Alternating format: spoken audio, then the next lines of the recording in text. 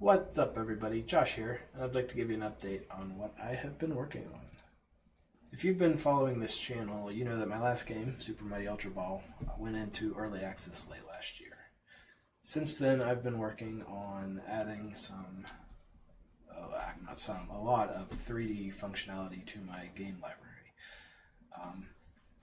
Last December, I joined Ludum Dare 40, and my entry actually didn't get completed, primarily because the 3D functionality of my library was buggy and incomplete and just didn't work very well. So I spent a lot of time trying to get things working that should have just worked, and unfortunately I ran out of time and was not able to complete my entry. So I spent some time improving the 3D support, fixing the bugs, adding support for animated 3D models, for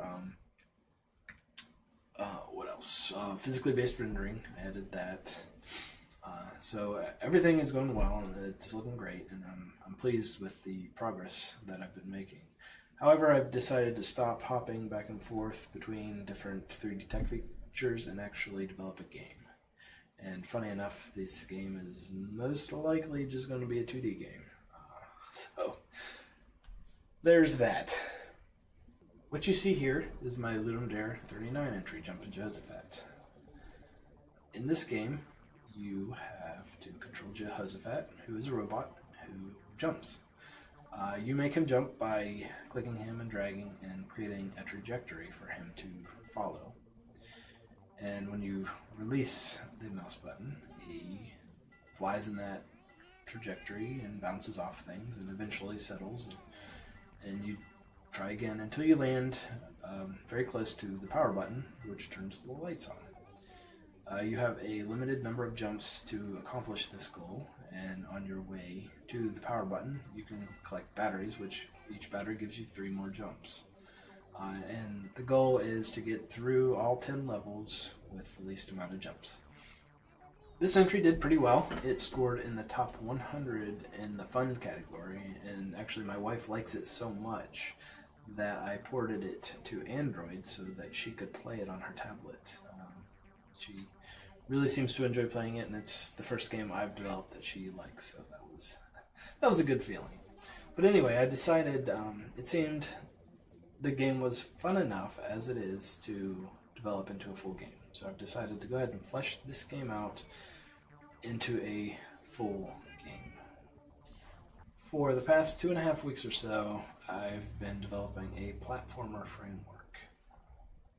As you can see here, it's not graphically impressive yet. I've been focused more on the functionality and just using lines to represent the various colliders and such.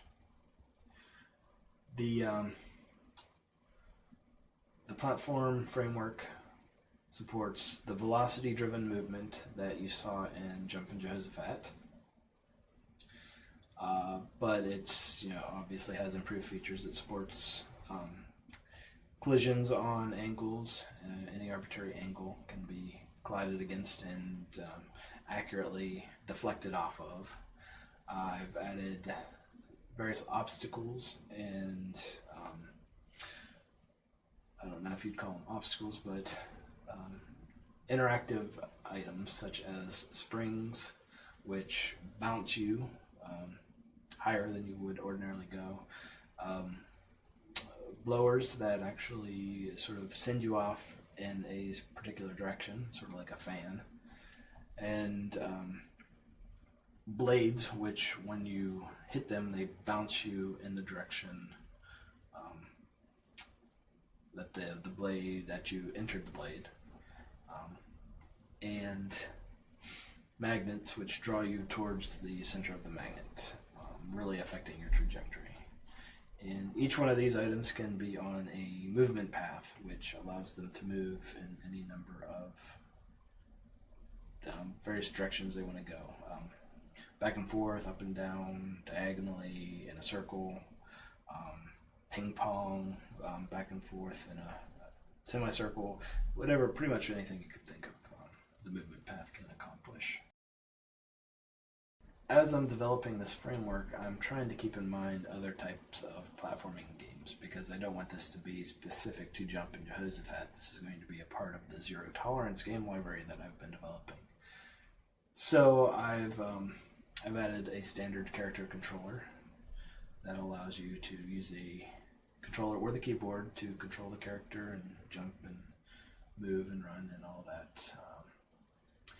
My goal is to make this character controller flexible enough through the use of various flags and settings to emulate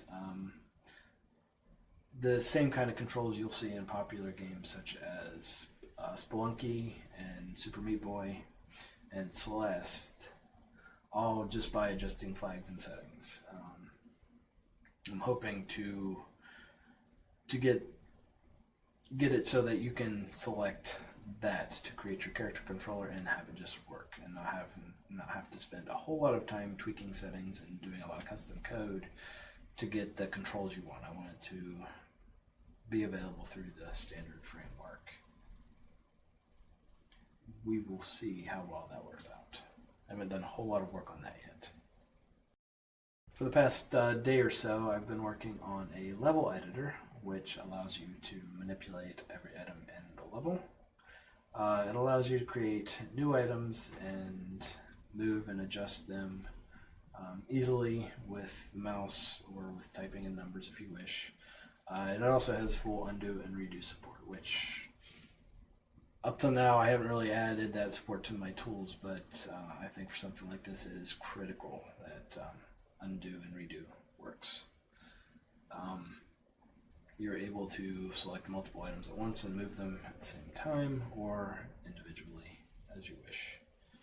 I'm going to start adding graphics support to the framework pretty soon. I want to make it as easy as I can to generate levels with this framework and editor. So there's still a long ways to go, but I'm pretty pleased with the progress I've made so far. I'm going to try to do the weekly devlogs and give you updates as they go. So you can see this from its early beginning to the final product, starting even earlier than I did with the Super Mighty Ultra Ball. So if you are interested in following along, I would appreciate if you subscribe to my channel, therefore you are notified when I do upload a new video. Or you could follow me on Twitter at jharler_dev. I've included a couple links in the description of this video to the downloadable version of Jumpin' Jehoshaphat and also the web version of Jumpin' Jehoshaphat. So if you're interested in trying it out, it's a fun little game. I would recommend trying it out. You can go ahead and follow those links, and if you do try it, please let me know what you think. I appreciate any feedback I get. And if you have any ideas of how to make it better, I appreciate that as well.